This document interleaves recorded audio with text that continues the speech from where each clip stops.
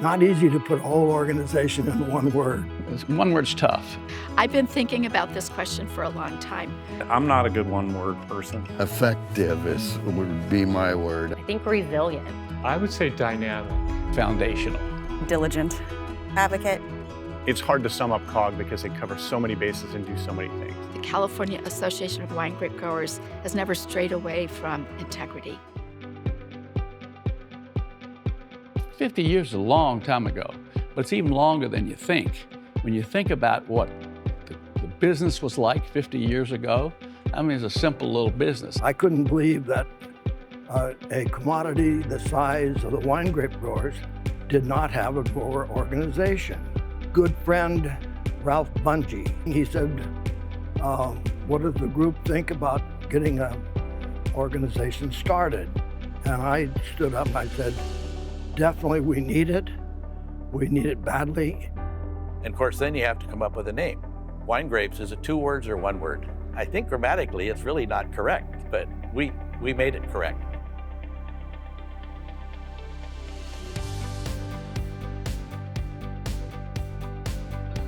Nobody knew what the price of grapes was. You didn't even know what your neighbors were, much less what it was in other districts. And then I think it was 76 or 77 that Senator Berryhill took CAWG's initiative and created what's now the annual crush report. Before that, we were all kind of operating in a vacuum. We didn't know who was paying what the competition was, and that sort of thing. When we started the symposium, it was tabletop, and only about a dozen down a hallway. There was probably 1 grape harvester and maybe 1 other piece of equipment and maybe 5 or 6 tables that had tabletop presentations on it. That was the first symposium. Today, we take up the entire Safe Credit Union first and second floor of trade show. It's over 900 exhibits, bringing 10,000 industry professionals into Sacramento for 3 days. There has not been a group that we have been active in that is more important to us than the California Association of Wine Grape Growers. CAWG is the microphone for grape growers in California. I mean, I think we fight the battles that need fighting. I mean, at the state level, at the federal level. At the end of the day, CAWG is the advocate on a lot of knotty issues in the legislature or before Congress, and it's about the California wine grape growers and holding that up and working out that tough process. I think CAWG's been very instrumental in unifying an approach to the invasive species. The discovery of we've got Pierce's disease, which is what, at that time, a 100-year-old disease, but understanding it was being vectored by the glassy-winged sharpshooter. After a couple of years of really hard dialogue and the willingness of the Temecula growers saying, we have to come together. This is a whole industry approach to how do we fight this.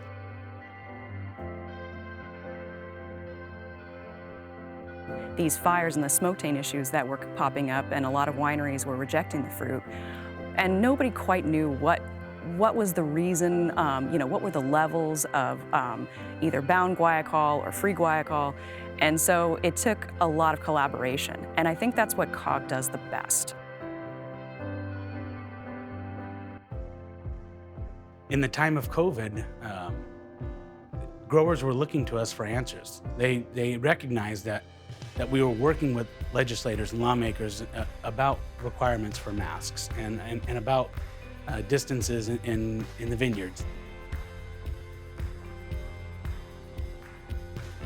It was a train that CAWG decided to get on early, even though a good portion of our membership at the time were reluctant. We were starting to talk about the sustainable way of doing things.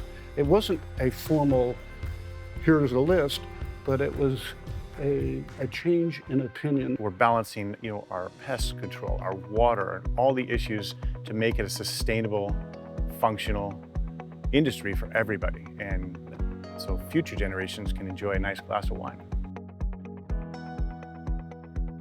For us, it wasn't a question of whether I was going to get involved in CAWG in some way. It was absolutely that is going to happen. It's just a matter of how. I think I was 29 when I first stepped on the board, so probably pretty young and green, but my dad felt it was a very important group to continue to be a part of. I think it's about giving back. And this was the Scholarship Foundation was a great way to give back to our employees that we rely on and trust. I know many employees have sent their children for first-time college graduates with the help of the scholarship.